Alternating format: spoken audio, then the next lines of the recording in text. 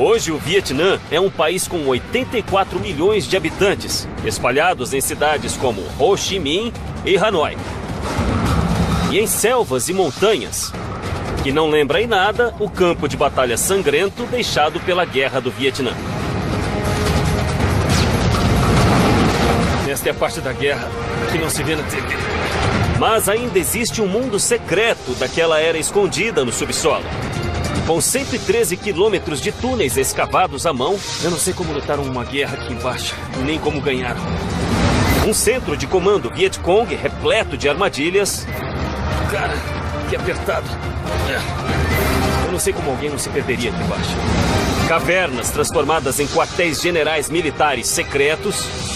Insanidade é enorme, hein? E uma casa-mata secreta que era um elo para o Pentágono. Este era o último foco de resistência, bem aqui, nestes corredores.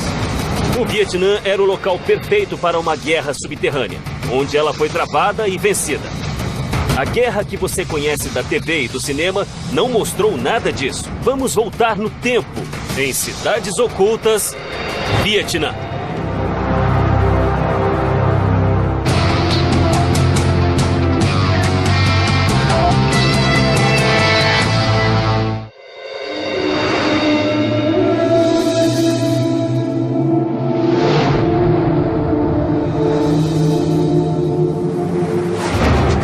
Os campos de batalha secretos da Guerra do Vietnã estão sob as cidades, vilarejos e selvas do país.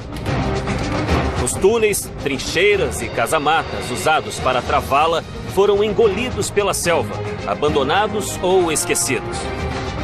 Mas ainda estão lá. Você só precisa saber onde olhar.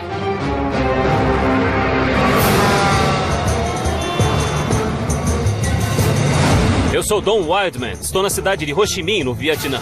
Uma metrópole que avança em um ritmo frenético. Hoje ela é a energia por trás de uma das economias que mais cresce no mundo. Mas apenas 32 anos atrás, esta era a Saigon, assolada pela guerra. Uma cidade entranhada numa sangrenta guerra civil, apanhada em uma luta épica entre superpotências mundiais. Na época, o Vietnã era um país pobre, uma nação dividida em dois. Então, como um exército de plantadores de arroz e pescadores resistiu ao grandioso poderio militar americano? Para saber as respostas, você precisa ir fundo, precisa ir ao subterrâneo. Os vietnamitas tinham um longo legado de guerrilhas, desde a invasão da dinastia Qin, no século II a.C., até a ocupação francesa, no início do século XX. Mas após a ocupação francesa, o Vietnã ficou dividido em dois no paralelo 17. O norte comunista e o sul democrata. No decorrer dos anos 60, a tensão entre o norte e o sul chegou ao auge. Finalmente, em 1965, a guerra começou para valer. Os vietnamitas do sul e seus aliados americanos tiveram de enfrentar um inimigo preparado e disposto: o exército norte-vietnamita. Mas o maior desafio era a luta contra os guerrilheiros no sul, os Vietcongs. Em 1965, para cada Vietcong, havia 2 soldados americanos. Eles concentraram o seu poderio militar em uma área de 103 quilômetros quadrados, chamado Triângulo de Ferro, o núcleo da atividade Vietcong e o sistema de túneis de Cu Chi. Quando os soldados americanos foram lançados nas selvas do Vietnã, tinham que encarar isto aqui, as selvas mais densas do mundo. Eles sempre ficavam atentos às armadilhas e aos Vietcongs que pareciam surgir do nada. E eles sabiam também que o inimigo operava em túneis sob o solo. Mas o que não sabiam era que havia um enorme complexo militar escondido bem embaixo dos pés deles. O sistema de túneis de Cu Chi estendia-se por 120 quilômetros e chegava a 16 quilômetros de Saigon.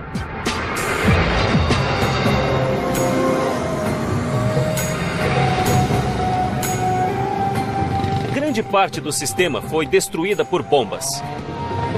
Mas no vilarejo de Tung Phu, uma boa parte dos túneis está intacta. E Ho Ryu Yan, um guia local, os conhece bem. Consegue achar a entrada, Dom? Achar a entrada? Isso aqui parece uma entrada. Você quer abrir? Aham. Bum! E a bomba explodiu. Tinha uma armadilha aí. Isso aqui tem uma armadilha. Foi explodido por Isso. uma bomba, né? Então isso é um engodo. Quer dizer, queriam que a gente encontrasse. Queria que abrisse. Isso. Eles queriam que morrêssemos, não é isso?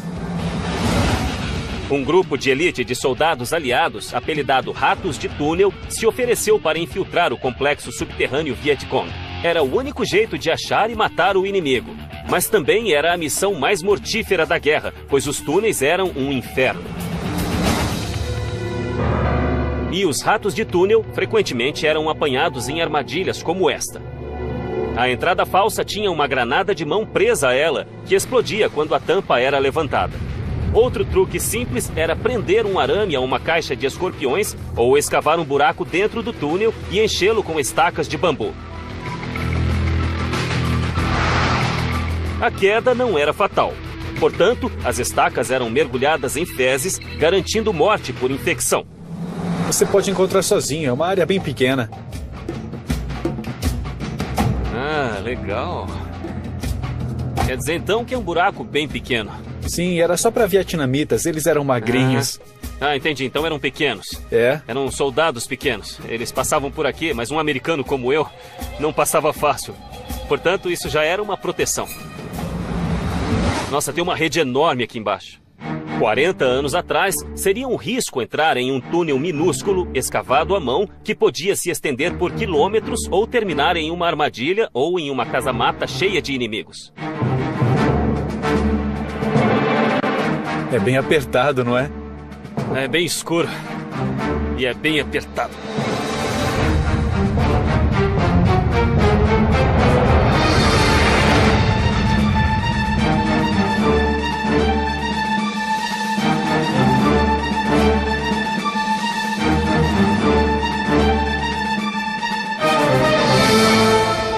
Nossa, isso é muito mais apertado do que eu imaginava.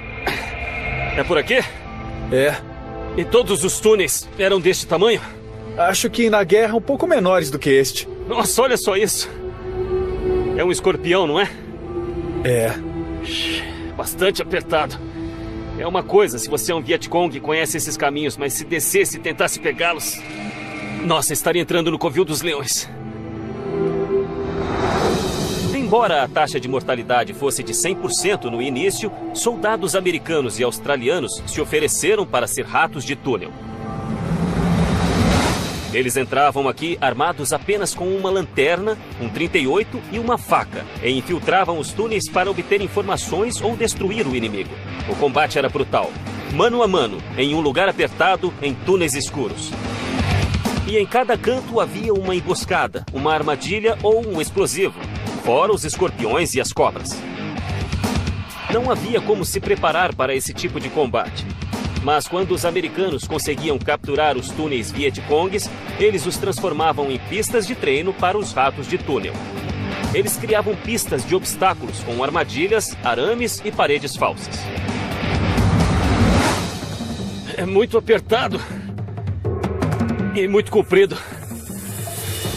Olha... Tem até morcegos aqui. A cada 2 metros tem um morcego. Os ratos de túnel engatinhavam através de um labirinto que crescia há 20 anos. Os túneis de Cauchy começaram como casamatas interligadas na guerra contra os franceses em 1948. No decorrer dos anos, tornaram-se uma série de passagens interligadas, com várias rotas em cada seção, caso um bombardeio ou desmoronamento destruísse uma parte do túnel.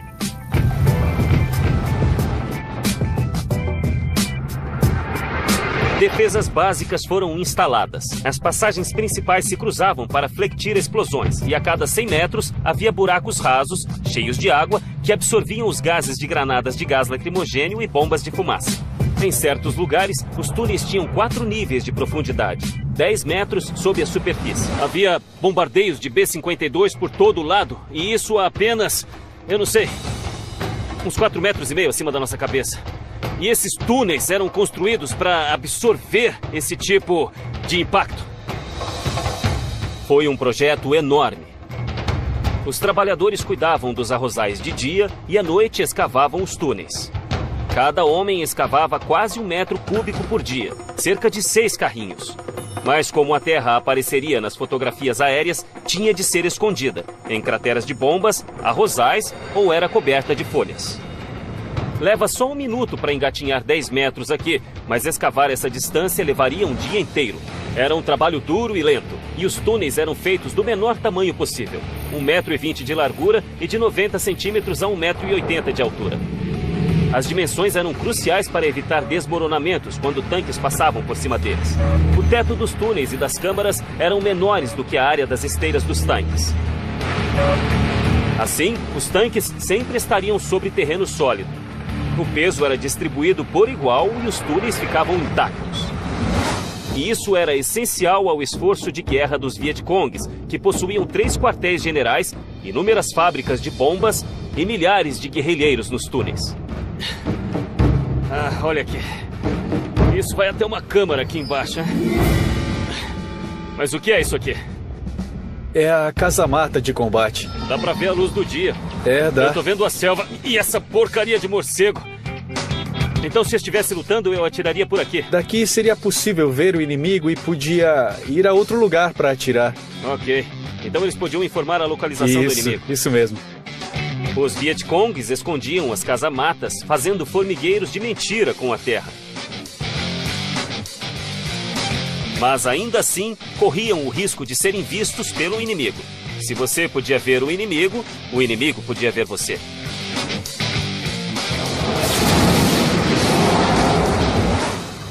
Eu já tinha visto o suficiente para saber que a vida nos túneis podia ser um inferno e só havia visto uma fração do lugar.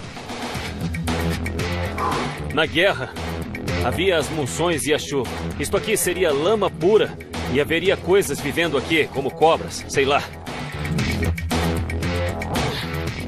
Caramba, olha só isso. Deve morder. Eu não sei se essa coisa vai me deixar passar sem me morder. Eu não sei como eles travaram uma guerra aqui, muito menos como a venceram. Eu não sei onde tem uma saída, mas eu preciso sair daqui. Mas, por mais bem construídos que os túneis fossem, grande parte dos combates ainda acontecia em terra. E dentre os 16 mil Vietcongs que operavam nos túneis, apenas 6 mil sobreviveram. Esta foi a verdadeira história da Guerra do Vietnã. Os restos enterrados de um exército de guerrilheiros que conseguiu derrotar a maior força militar do planeta.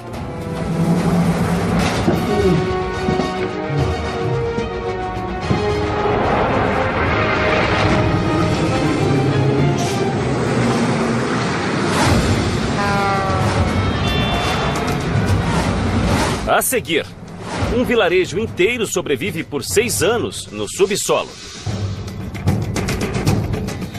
Veja. Eu nunca teria encontrado isso aqui. E mais tarde, o coração pulsante da guerra.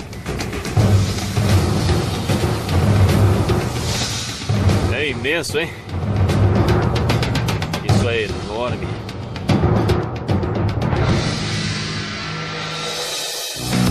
Em outubro de 1967, os militares americanos haviam construído mais de 40 fábricas de sorvete no Vietnã, na tentativa de fazer os soldados se sentirem mais em casa.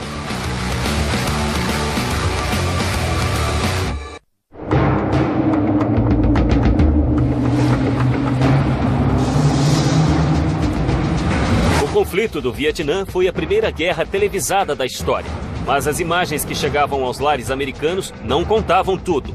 As selvas e arrozais que víamos na TV escondiam uma frente de batalha subterrânea. Durante a Guerra do Vietnã, a maioria das pessoas vivia em cidades como esta. Mas até os vilarejos comuns podiam se tornar alvos do bombardeio americano e muitos desapareceram. Mas um vilarejo extraordinário ao norte da zona desmilitarizada descobriu um jeito de sobreviver, indo para o subsolo.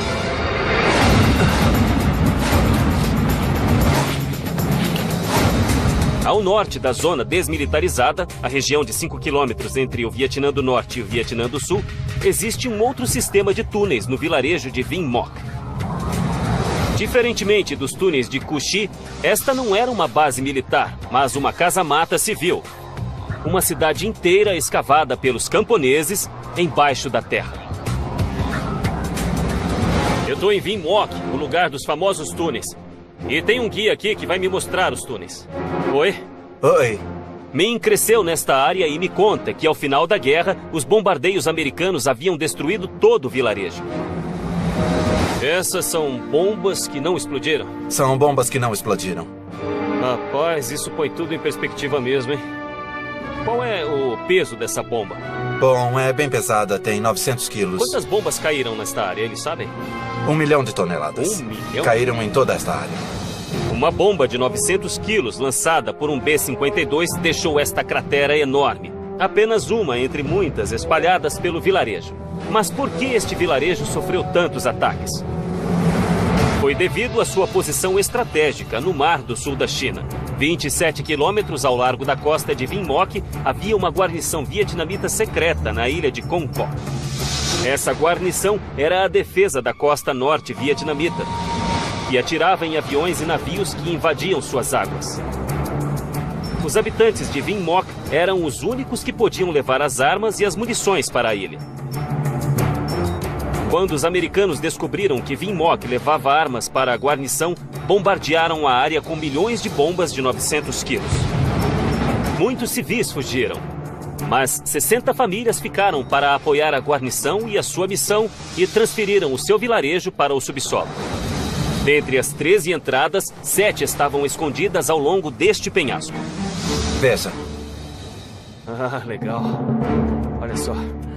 Então esta é uma das 7 entradas da praia. Isso. Esta é uma das 7 entradas da praia. E esta é a entrada número 1, que está bem camuflada pelo mato. É totalmente camuflada. Mesmo ao olhar lá dentro, nem dá para ver direito. É assim que eles trariam suprimentos e soldados pelo meio do vilarejo. Direto pelo túnel.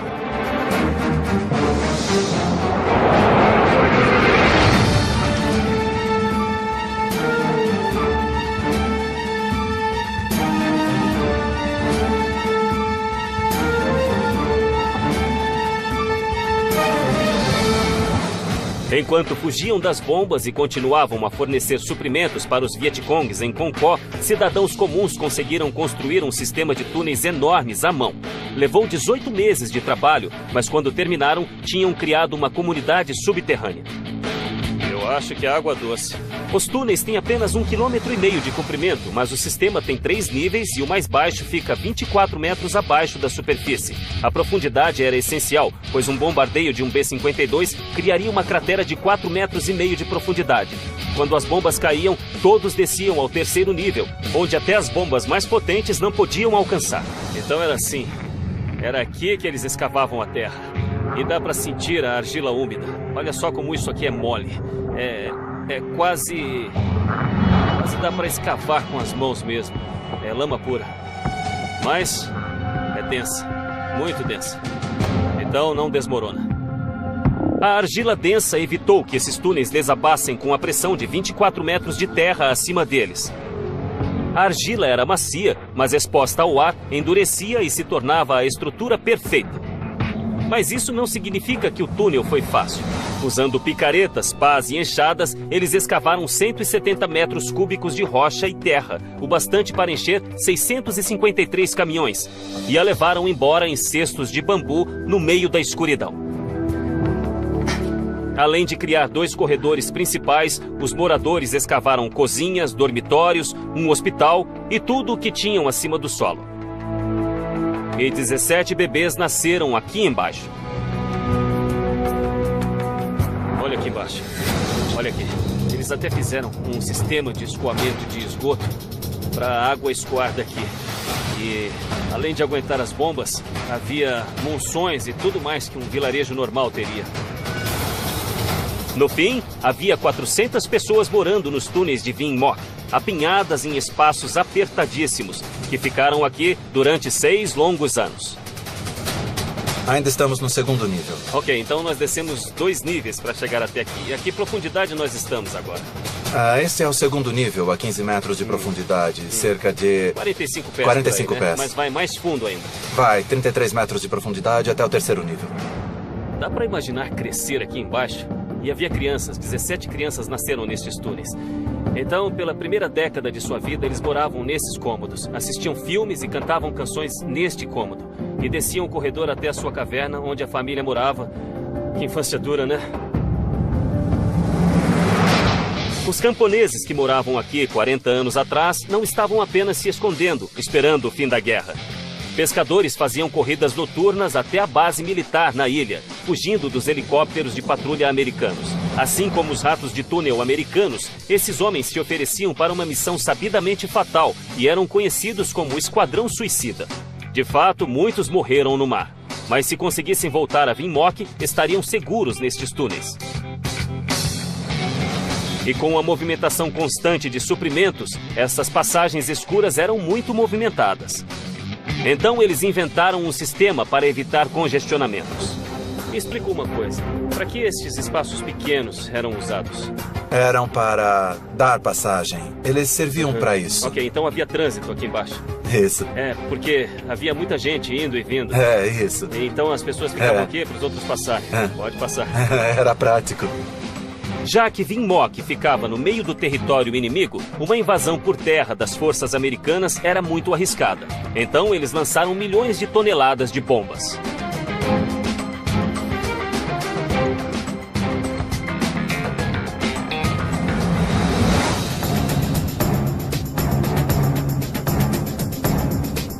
Então, como diferenciavam entre os inimigos e os amigos? Eles tinham batidas secretas como esta. Sei, viu? Então se comunicavam uns com os outros com um sinal que dizia: tudo bem, sou eu. Não me machuque.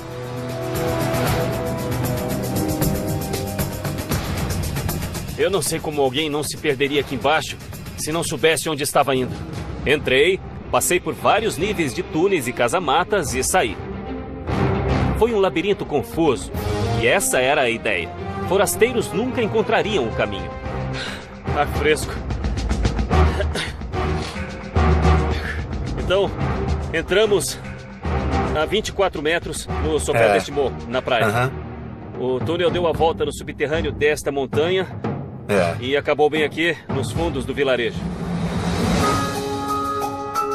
Durante 6 anos, apesar dos bombardeios, superpopulação e pestes, o vilarejo de Vinmoc deu um jeito de se aguentar e nenhuma vida foi perdida. Quando a guerra terminou, em 1975, começou a reconstrução diretamente acima dos túneis que mantiveram esta cidade viva.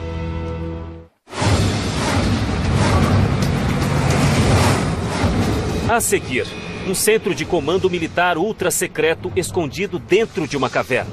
Isto é uma base militar inteira, toda uma operação subterrânea, certo? Isso mesmo. E depois, na zona desmilitarizada, cada casa-mata é um campo de batalha. Realmente, isto é uma parte da guerra que você não vê na TV.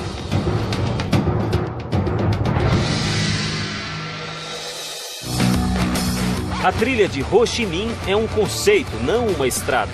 A enorme rede se espalha por centenas de quilômetros no Vietnã e no Laos.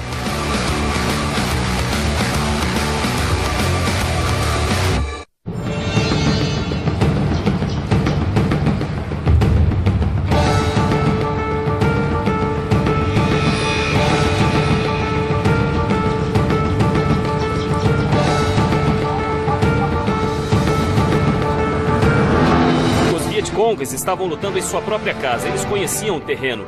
Eles construíram um sistema complexo de túneis no subsolo para operações de campo e abrigos contra bombas. Eles aproveitaram a cobertura densa da selva para esconder as rotas de suprimentos do norte para o sul. E nas montanhas, eles usavam cavernas naturais como base militar altamente secreta. A região de Phong Nha fica nas montanhas de Kepang. Fica a 2 horas de carro da cidade de Hue, passando por montanhas de selva densa. Naveguei pelo Rio Son para me encontrar com um ex-soldado sul-vietnamita chamado Sonny. Este é o Rio Son, na região de Phong Nha, no Vietnã do Norte. Estamos acima da zona desmilitarizada, acima do paralelo 17. Era assim que a guerra era travada, no território deles. Eles podiam lutar no meio da selva, eles podiam lutar nos túneis e eles podiam lutar nas cavernas. E é por isso que esta área é famosa. Sonny era oficial do Exército do Sul, que tinha lutado ao lado dos americanos e conhecia esta região e seus segredos como a palma da mão. Escondido nestes cumes existe uma fortaleza impenetrável e altamente secreta. E com ou sem chuva, o único jeito de chegar lá é de barco. O que fazemos? Pegamos um barco até lá? Temos que pegar um barco. É uma pena que está chovendo tanto. Não tem problema. Mas temos que ir de qualquer jeito, né? É isso mesmo. O Rio Son divide o território, mas a maior parte dele é no subsolo. E estes poucos quilômetros expostos foram essenciais para o esforço de guerra, porque aqui ele segue ao longo da principal rota de suprimentos do país, a trilha de Ho Chi Minh. Sem a trilha de Ho Chi Minh, uma rede oculta de trilhas, estradas e túneis, os vietnamitas do norte nunca teriam movimentado homens e suprimentos para os territórios ocupados no sul sem ser descobertos. Mas havia uma falha. As caravanas norte-vietnamitas indo para o sul tinham de deixar a segurança da trilha e atravessar o rio Son, fazendo dele o alvo favorito para os Estados Unidos e os aliados, que lançavam até 800 quilos de projéteis por dia. Então, este é o verdadeiro coração da guerra, esta região do interior, bem aqui. Ali você pode ver o morro e a selva. Além disso, tudo faz parte da trilha Ho Chi Minh. As balsas que levavam homens e carga pelo rio eram alvos fáceis para os aviões americanos. Então, os norte-vietnamitas ficaram espertos. As balsas atravessavam à noite e, durante o dia, ficavam escondidas no porto mais seguro do país, as cavernas de Phong Nha.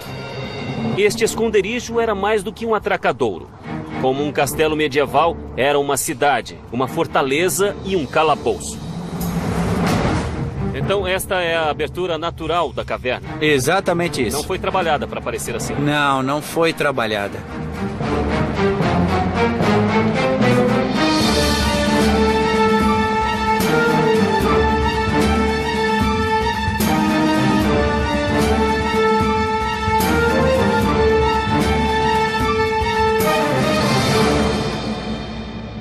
É enorme. De repente, totalmente quieto. Existem mais de 300 cavernas nestas montanhas, mas Phong Nha é a maior e a mais impressionante. São 14 câmaras, algumas com mais de 30 metros de altura, ligadas por um rio de 19 quilômetros, o mais longo rio subterrâneo do mundo.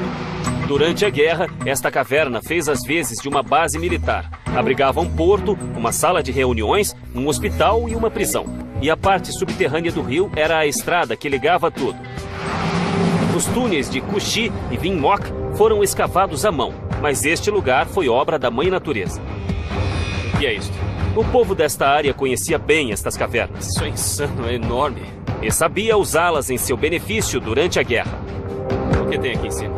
Durante a guerra, os vietnamitas do norte usavam como sala de reuniões. O alto comando deles se reunia aqui antes das decisões de seguir adiante, se esconder ou cessar fogo. Quer dizer então que este sistema de cavernas era uma área altamente estratégica. Os americanos sabiam dessas cavernas e também que abrigavam barcos, homens e suprimentos dos norte-vietnamitas, mas não podiam fazer nada a respeito. As montanhas de Cao Bang eram um abrigo antibomba impenetrável. Qual é o tamanho desta montanha aqui acima de nós? As pessoas dizem que tem uns 200 metros. Então tem 180 metros de rocha acima da nossa cabeça. Isso mesmo, é. E isto aqui tem uns 30 metros de altura. É uma proteção total de 210 metros. 210. É um ótimo esconderijo. Uma super casa-mata, né? É, uma super casa-mata. Outro fator de segurança era o fato do rio ser a única entrada ou saída das cavernas. Não havia chance de uma emboscada por trás, porque grandes partes do rio, além destas cavernas, são intransponíveis. É incrível como eles conheciam o terreno que os americanos não tinham como conhecer. Eles sabiam que as selvas os esconderiam e sabiam a localização dos túneis, mas também destas cavernas. E ninguém tinha como descobri-las, elas não estão nos mapas. Lá só está uma montanha. Então, ao sobrevoá-la num bombardeio, não daria para ver isto, mas isto é enorme. E eles podiam se esconder aqui sem que ninguém jamais os encontrasse, ou mesmo que tentasse, nunca encontraria a entrada. 40 anos atrás, este local estaria cheio de soldados, descansando após uma longa marcha pela trilha Ho Chi Minh, preparando-se para lutar. No sul, oficiais aliados construíram bases com salas com ar-condicionado e piscina. Mas os generais norte-vietnamitas se encontravam aqui. Eles aproveitavam todos os recursos naturais, espremiam cada grama de utilidade deles. Então nós estamos embaixo de uma montanha e eles estão bombardeando lá fora, perto da entrada. E é dia, e então todas as balsas, todos os barcos estão dentro, seguros. Os prisioneiros estão aqui em cima, os feridos estão sendo tratados, os comandantes estão aqui embaixo tomando decisões. Isto aqui é uma base militar completa, é toda uma operação subterrânea, não é? Isso mesmo. Milhares de soldados norte-vietnamitas podem ter passado por aqui. E já que centenas de pilotos foram abatidos nesta área, é possível que prisioneiros de guerra também passassem por aqui. Em casa, os americanos viam a guerra pela TV, mas as imagens que recebiam dos campos de batalha nem chegavam perto da realidade.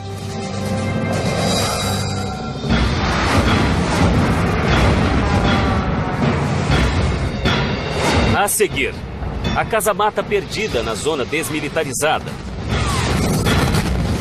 Estas seriam as posições de tiro para os soldados. Eles se posicionariam deste jeito, atirando para todo lado.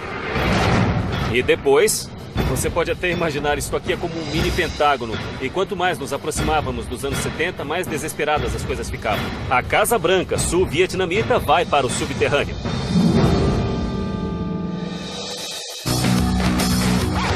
O Vietnã tem apenas 40 quilômetros de largura, metade da parte mais estreita de Nova Jersey.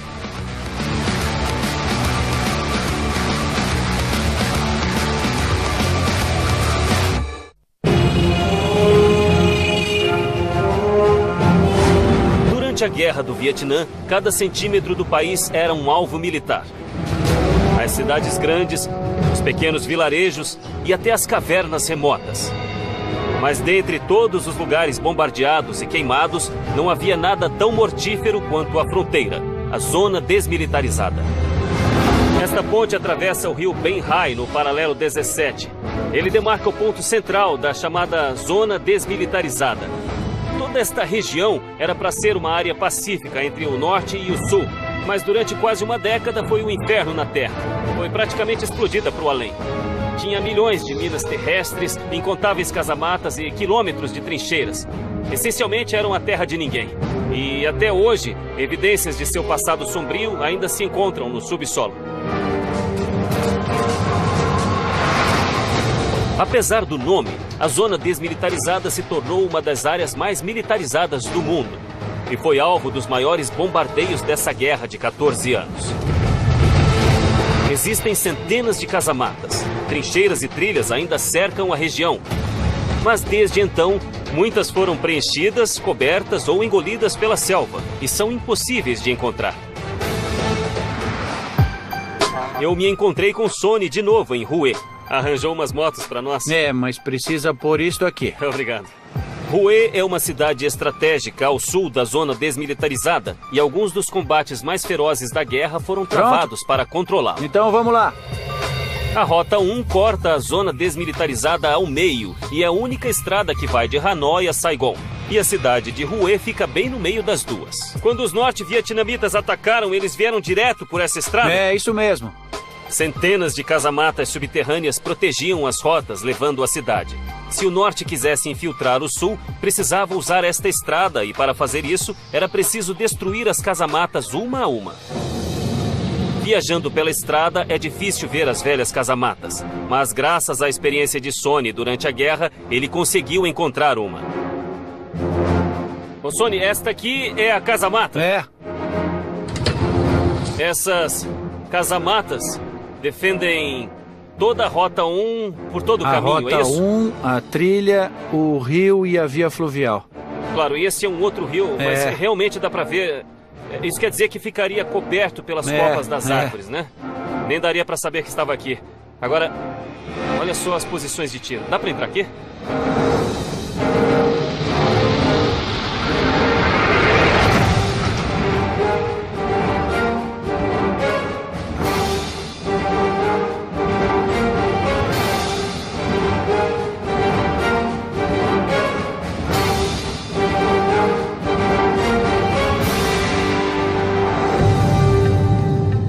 Este é só o primeiro nível, tem mais dois mais pra cima. Mesmo. Ah, sim. Vou subir até lá, tem um segundo e um terceiro nível. Isso realmente é a parte da guerra que não se vê na TV.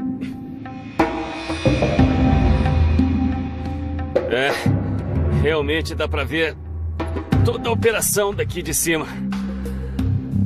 Olha só como a cada 20 graus dá pra ver a outra parte do campo de batalha. E o incrível é que aquilo ali é um vilarejo. Era isto que essa posição protegia, esta ponte e o vilarejo. Houve muitos combates aqui. Olha só para isso. A casamata ainda está aqui 40 anos depois. Ela sobreviveu a muitos morteiros e muitas bombas. E dá para ver por quê. Olha só isto. Tudo aqui está repleto de vergalhões. Ele cria uma rede de aço. Aço e concreto. Não é à toa que ainda esteja aqui. Esta casamata tem 3 níveis. O primeiro é o maior, com posições de tiro de frente para o rio, a ponte e a estrada. O segundo nível e o terceiro eram postos avançados, onde soldados observavam posições inimigas. Estas casamatas suportaram muitos bombardeios. Como aquelas da Segunda Guerra Mundial, estas eram feitas de concreto reforçado com vergalhões e assim eram 20 vezes mais fortes do que uma estrutura de concreto comum. 40 anos atrás, estas casamatas estariam repletas de soldados americanos e sul-vietnamitas fugindo da artilharia norte-vietnamita. Quando Sonny era da infantaria, teria enfrentado de frente todo o caos que o cercava. A missão dos soldados que ficavam aqui era proteger aquela ponte, as estradas e as vias fluviais. A maior parte do tempo, os soldados baseados aqui ficavam fora da casamata até haver um bombardeio pesado. Está vendo estas posições de tiro aqui? Era onde um soldado se posicionava. Sim, então havia um soldado posicionado em cada uma destas aberturas. Isso. E isto aqui serve para apoiar a metralhadora. As aberturas estavam posicionadas de maneira que os soldados do Exército do Sul pudessem observar a movimentação de Vietcongs, os guerrilheiros infiltrados. Mas por dentro, a visibilidade das casamatas era ruim. Então os soldados só entravam quando estavam sob fogo pesado. Então era sob ataque pesado, morteiros... Sim. Ou outra artilharia de longo alcance do Vietnã do Norte, só aí entrava. Tá, mas me diga como era para os soldados lutar aqui dentro? As pessoas aqui dentro ficavam feridas porque acabavam estourando os tímpanos. Sim, então a casamata podia até aguentar uma onda de choque, mas as pessoas dentro dela podiam ser feridas e até mortas. Certo. Essas casamatas eram feitas para proteger os soldados dos estilhaços de granadas lançadas por foguete dos vietnamitas do Norte, disparadas a 1000 km/h. Mas o maior problema eram as ondas de choque, as ondas de som que penetravam as casamatas. Se uma granada chegasse a até 1 metro da casamata, sua explosão tinha uma intensidade sonora de 158 decibéis. O tímpano humano pode se romper a 150 decibéis. Então a pressão causada pela bomba frequentemente causava a ruptura e sangramento dos ouvidos dos soldados. Muitos soldados americanos voltaram para casa com transtorno de estresse pós-traumático, perda de audição ou até danos cerebrais. Mas era inevitável. Para ver o inimigo e disparar contra ele, os soldados arriscavam perder a audição e às vezes a própria vida. Olha só isso aqui. Todos têm insígnias, eram as posições de cada um dos soldados. Eles ficavam posicionados assim, atirando para todo lado. Quando os Vietcongs passavam o paralelo 17, a caminho do sul, eles venciam esses confrontos, essas batalhas para tomar fortes como estas pequenas casamatas. E foi assim que eles tomaram o país. Uma casamata de cada vez.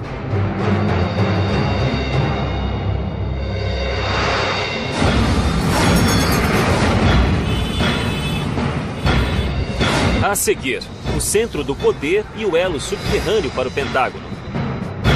Eles lutavam nas selvas, mas o coração da guerra era bem aqui.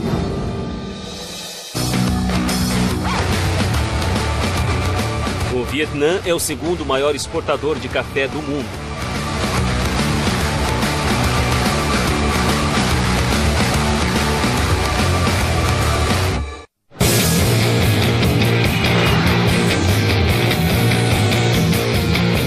Esta é a cidade de Ho Chi Minh, mas em abril de 1975 ainda era Saigon, a capital do Vietnã do Sul, por pouco tempo.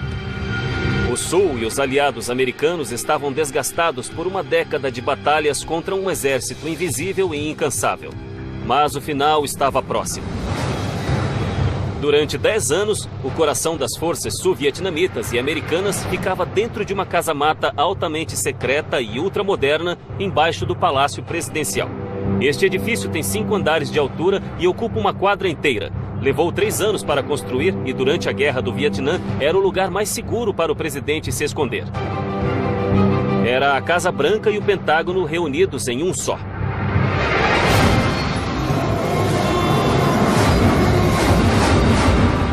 Oi, Zung. Olá, um prazer conhecê-lo. Obrigado, é meu também. Então, esta é a Casa Branca vietnamita. É a Casa Branca sul-vietnamita. Durante a guerra, era daqui que partiam comandos que mandavam centenas para a morte. Esta é a sala do presidente. Quer dizer que este aqui é o salão oval do Sim. presidente vietnamita. Mas havia uma guerra e o local era muito exposto. Ao primeiro sinal de perigo, o presidente e seus homens desciam esta escadaria secreta até um sinistro mundo paralelo. Verdadeiro centro de poder durante a guerra. Somos a primeira equipe de TV ocidental desde a Guerra do Vietnã a ter acesso aos cômodos secretos sob o Palácio Presidencial.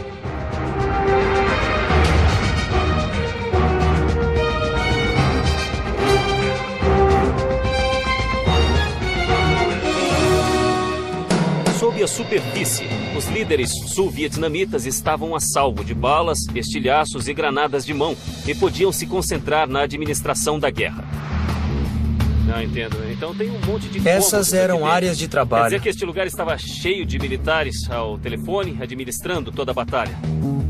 Sim, eram daqui que podiam se comunicar com as forças aliadas e também com os generais no campo de batalha. Nos anos 60 e 70, esta sala devia estar apinhada.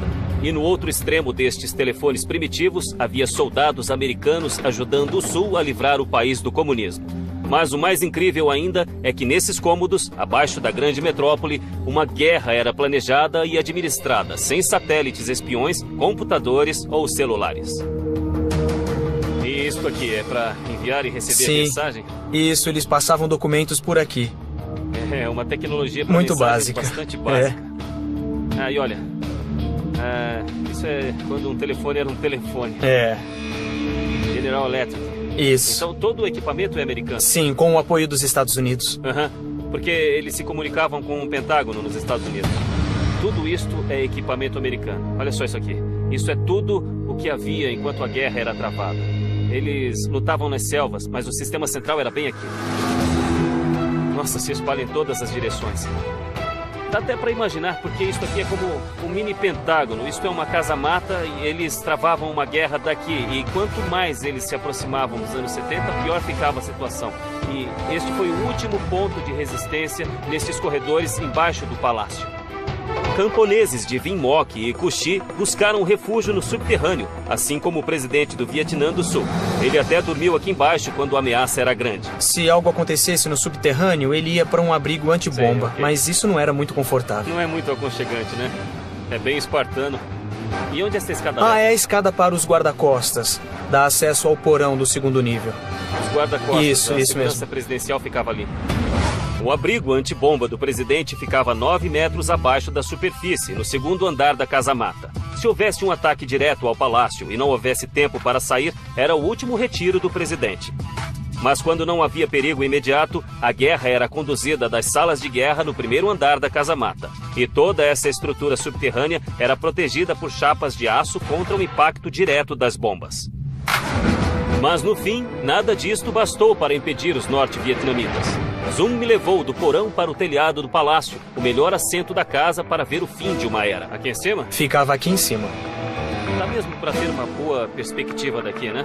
Dá. Aquele é o famoso portão. Na manhã de 30 de abril de 1975, os primeiros tanques das Forças de Libertação passaram pelos portões e ocuparam este Eu prédio. já vi as fotos. Então havia uma longa fila de tanques vindo por ali, por aquela estrada. Isso. Era a primavera de 1975. Os Estados Unidos assinaram um cessar-fogo com o Vietnã do Norte e as tropas de terra americanas partiram.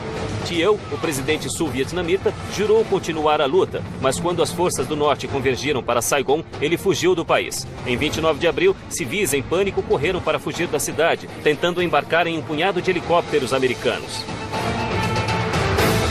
Em 30 de abril, tanques norte-vietnamitas entraram na cidade e vieram para o Palácio Presidencial.